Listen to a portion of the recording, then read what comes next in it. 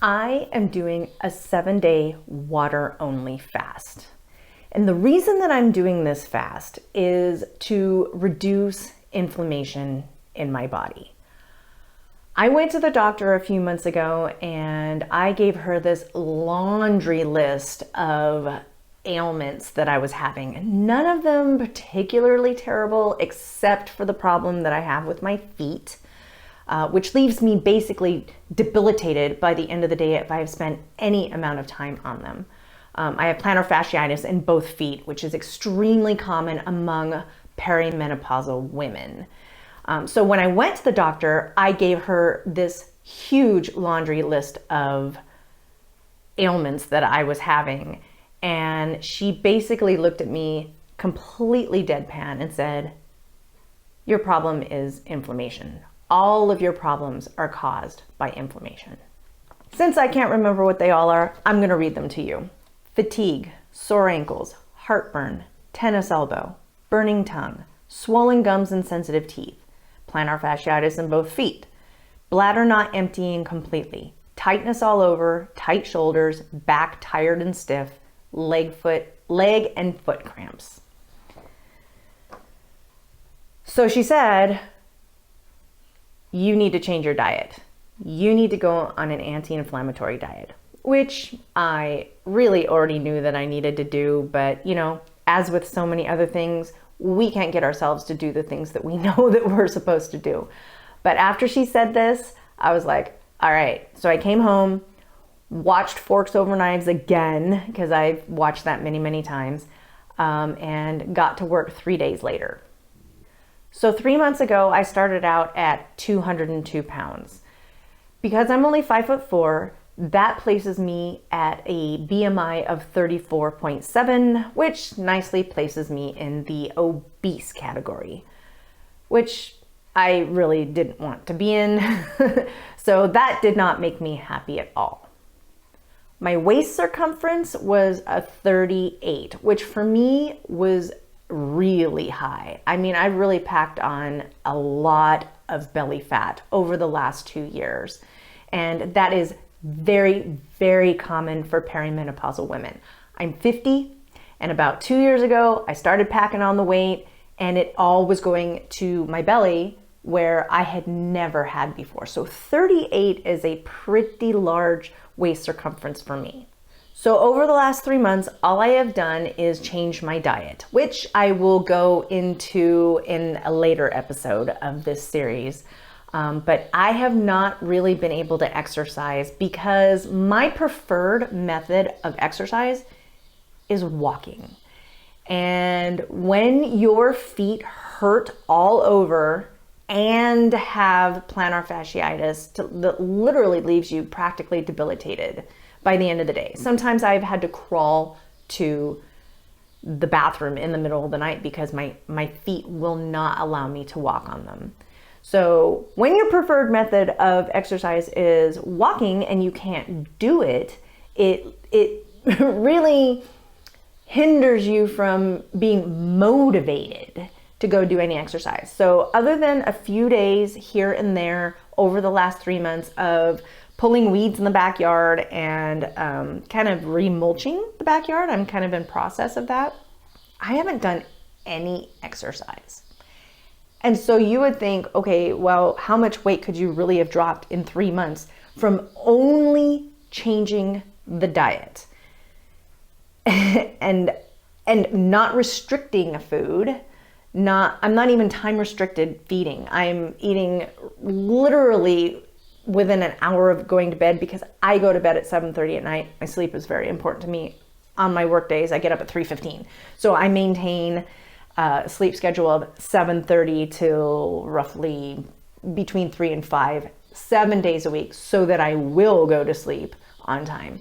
But that very often leaves me eating at 6:30 at night, and I go to bed at 7:30, which is no bueno. You're not supposed to do that. You're supposed to give yourself 3 to 4 hours before you go to bed from when you stop eating. But I haven't been doing that. I haven't figured out a good way to do that. So you would think you're not exercising, You only changed your food. You didn't really reduce the quantity of food that you're eating, and you're eating right up until you go to bed. How much weight could you really have lost in 3 months? Well, as of this morning, when I got onto the scale, I was 172 pounds.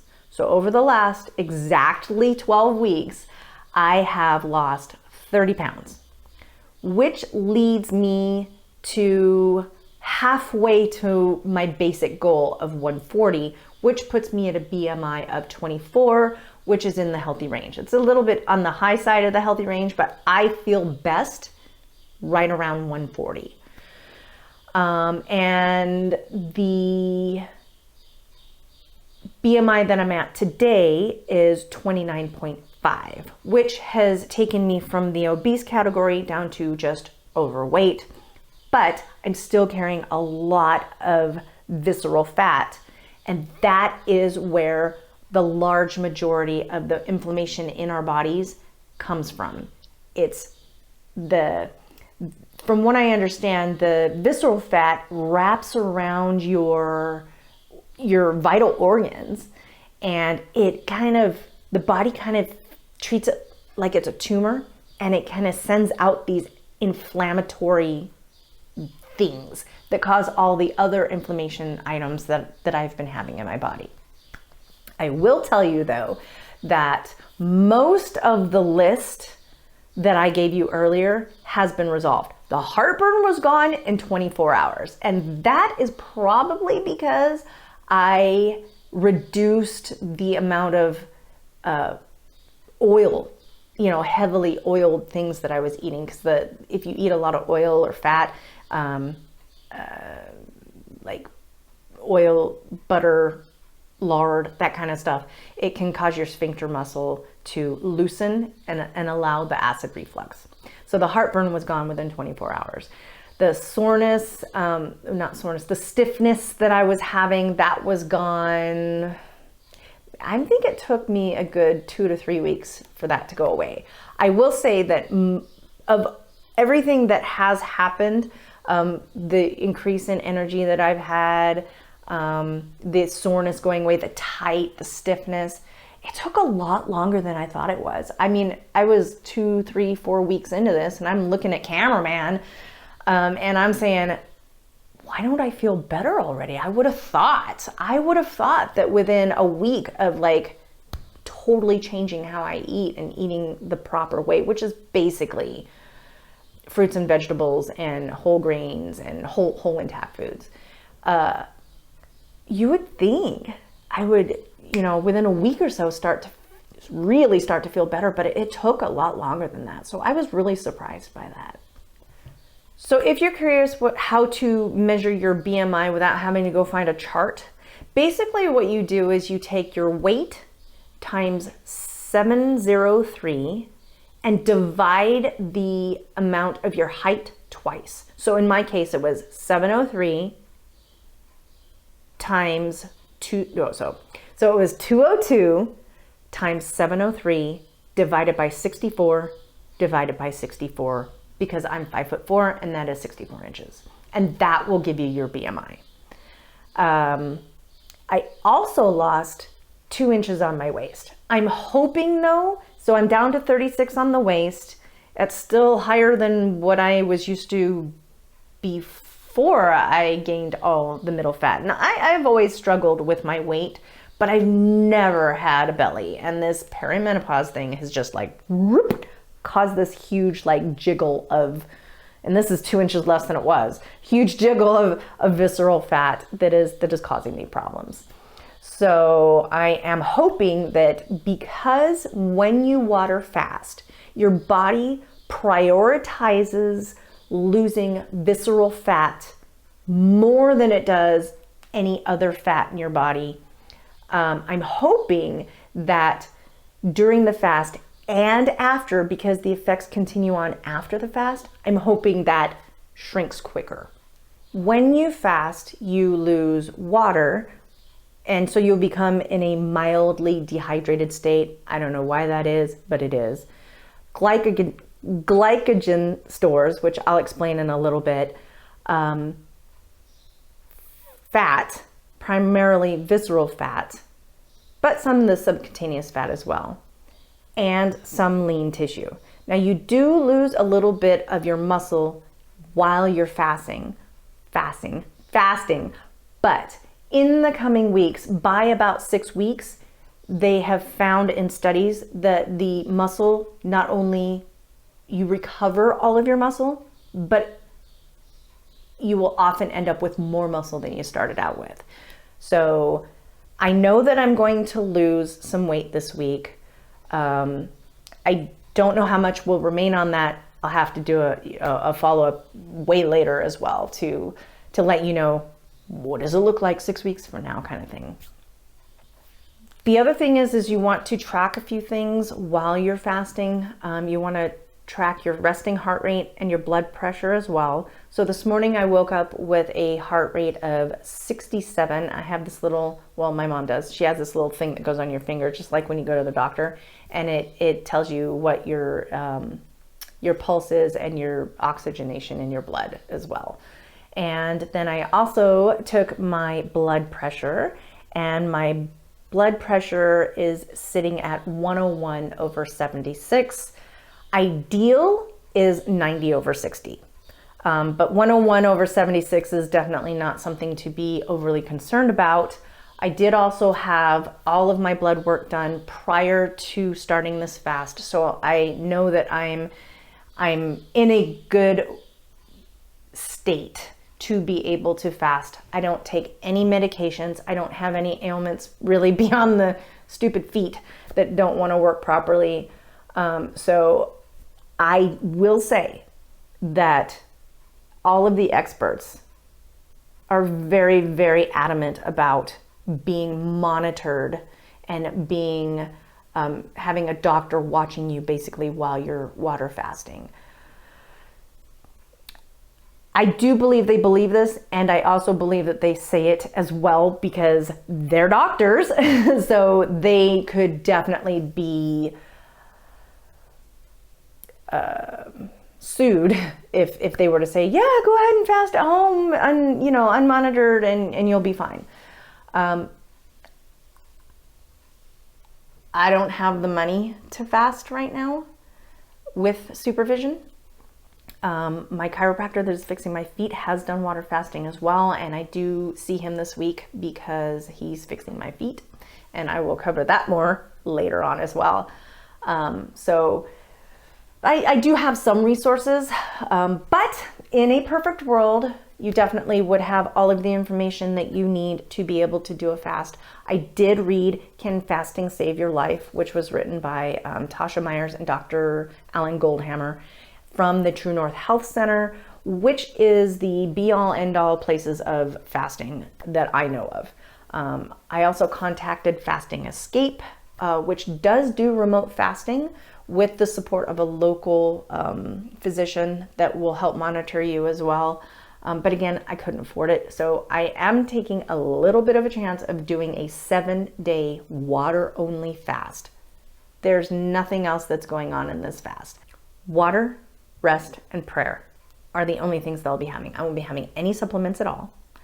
I will not be having any electrolytes. I will not be no coffee, no tea, no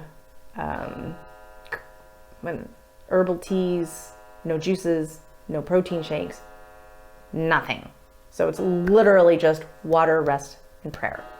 So my history with fasting is this is not entirely my first rodeo. Over the last 19 years since I have been a non-meat eater, and basically when my roller coaster of gaining and losing weight started, fasting was very early on my list of things that I did to try to help maintain my weight. Now, we didn't call it fasting, we called it detox. And your body does go through a detoxification process while you're fasting. So I primarily used a book called The 7-Day Detox Miracle, which had a glass of water and a lemon on the front of it. And he basically said you do 2 days of no eating, which still included you could have herbal teas, water with lemon, or water. only. And then the subsequent 5 days, you would have fruits, vegetables, and brown rice products, and that was about it. And so on average, I've probably done it about once a year ever since then. Sometimes I skip years, but for the most part, I mean, I've done this many, many, many times in some form. From what I'm learning now, those 2 days of if you have anything other than just water, even having a little bit of lemon in the water does change the fast. And so it's not a true water only fast. And it does change some things. I will say that after the very, very first time I did the detox miracle thing, I stopped using lemon. Because, okay, first of all, we called it lemon pea water because if you add lemon to water, it makes you pee far more for some strange reason than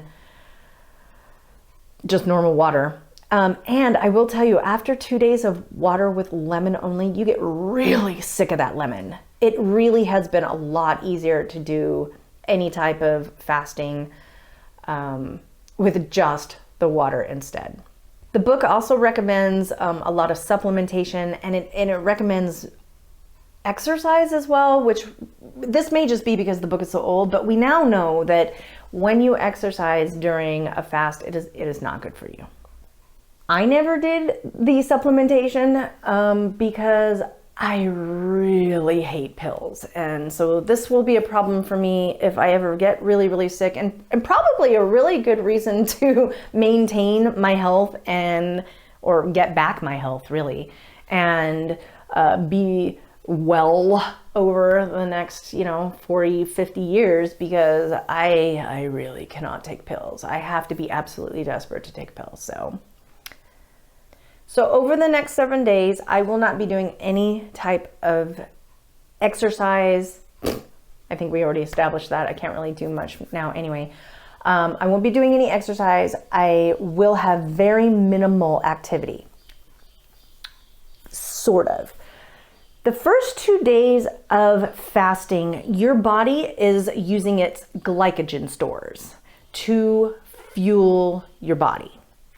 Now, glycogen stores, I'm going to read to you what that means. Okay. So, according to the Cleveland Clinic, glycogen is a complex branched carbohydrate polysaccharide that serves as the primary way the human body stores energy. When you eat carbohydrates, your body converts them into glucose, sugar. Any glucose your cells don't immediately use for fuel is linked together and stored as glycogen. So after the 48 to 72 hours, your body no longer has its glycogen stores. And then you really get into a more of a fasted state where cell breakdown happens in a very, very good way. Something called autophagy, which means self-eating. All of the bad cells get kind of eaten up during this autophagy, and healing is prioritized as well. And so during that time, since you have no food coming in at all, you definitely want to keep your activity to a very, very, very low rate, because then you risk losing more muscle. And I am already losing muscle because of my age. I don't need to be losing any more muscle. I need to be learning how to build muscle. So I will be completely sedentary except for my chiropractor visit for my feet on the 5th day. But during these first 2 days, I'm not going to be quite as sedentary. One is because I need to go vote. I need to take cameraman who just turned 18 a few days ago, and we're going to go to the voting center and we're going to vote. It's the primaries for California. We need to vote for governor. And then tonight, my husband and I are going down to our church that is actually having a big prayer gathering for this election.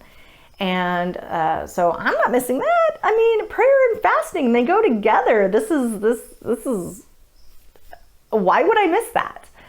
And then tomorrow, on Tuesdays, today is Monday. Today is Monday, June 1st. But tomorrow, I have a Bible study in the morning that I go to with a bunch of ladies, and I have a Bible study at night that's co-ed.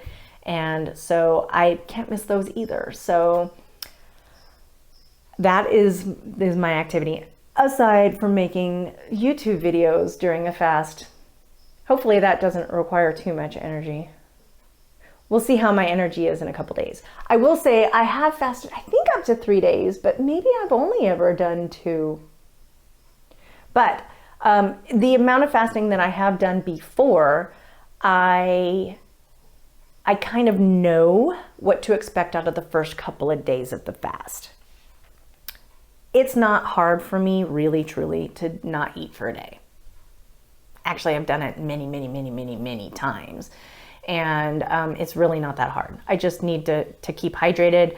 I won't really have a ton of hunger pangs that are gonna like make me feel like, oh, I need to eat, the first day. And my energy completely maintains. I don't typically experience anything adverse for just the first day. So I have all the energy I normally do. We'll see what it looks like in 2 days from now. Tomorrow, I expect that I will reduce in energy a little bit. I will feel the hunger pangs a little bit more. And then I'll start dreaming about all the foods that I can eat after the fast is done. I don't know why that is. So my history with this, I have experienced that when I've done fasts before, and I've never been eating super healthy before I do a fast. This is different. I've prepared properly for this, and I will explain all that in the coming episodes as well. But I would always eat the last meal, pack it all in, the most amazing, because I'm never gonna have it ever again in my life. I have all the heavy foods the night before, and then I would start on my fast. But then as soon as I was in the fast, like day 2, I would start dreaming about the healthy foods that I could eat at the end of the fast. I didn't dream of all the things that I was eating. I was dreaming of the things I could be eating, the fruit and the vegetables, and oh my gosh, But I have never I don't think I have fasted beyond 2 full actual days. And usually by the 3rd morning, I am like massive headache and I am ready to break the fast. And I always had a banana. Banana was my thing. My go-to was like most amazing banana I've ever had in my life. So I'm expecting that tomorrow I'll have a little bit less energy, start dreaming about the foods I can have in, a week. And then also what typically happens for me is close to the end of day 2, I start to get really loopy. So I'm curious to see if that still happens, being the fact that I have actually prepared really well for this round of fasting.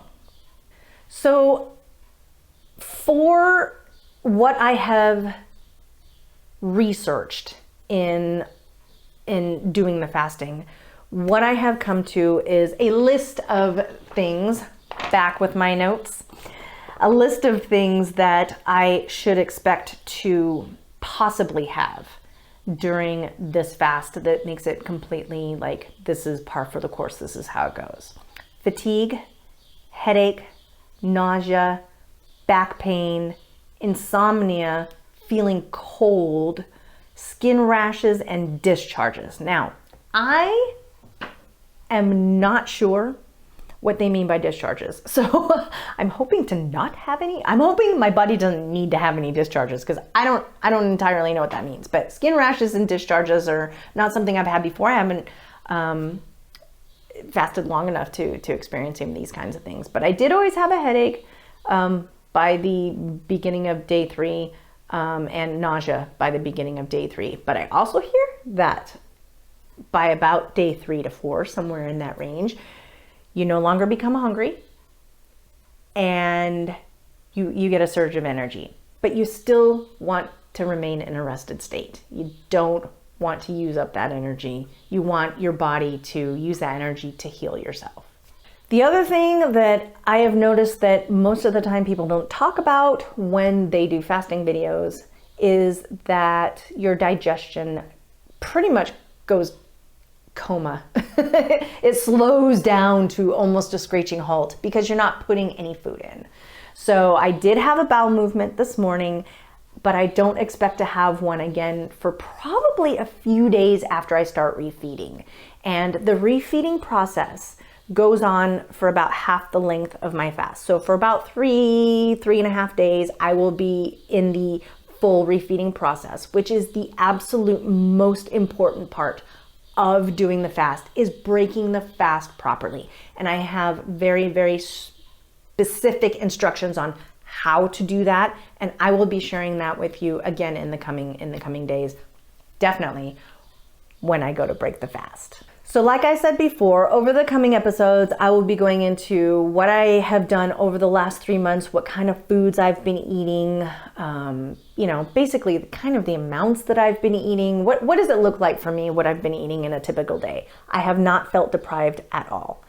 I will also detail how one day, a completely planned day, I had one meal and one dessert that were absolutely opposite of what I've been eating over the last 3 months. And that was on cameraman's 18th birthday. And that was only last week. And I knew that I was going to be doing this fast, so I wasn't in any danger of that trap that we all fall in, which is where we have the one thing, and then a few days later we say, oh, we can have a little more. And then a couple hours later I can have a little more. And we end up back in this loop of like, oh man, why did I have that one? So I will be covering everything that I've done as far as food goes so far, how I'm basically eating now. And I say basically only because of that one day. So how I'm eating now, well, I'm not eating now. I'm having water today. In fact, I'm dying of thirst. It's sitting over there. I'll be having a swig of that in a second. I will cover some other things that I am doing during this fast. You don't want to add chemicals into your body that don't need to be there. So I've done some modifications on some of my hygienic products that I use. And I will definitely be covering that, how we break the fast. So see you next time.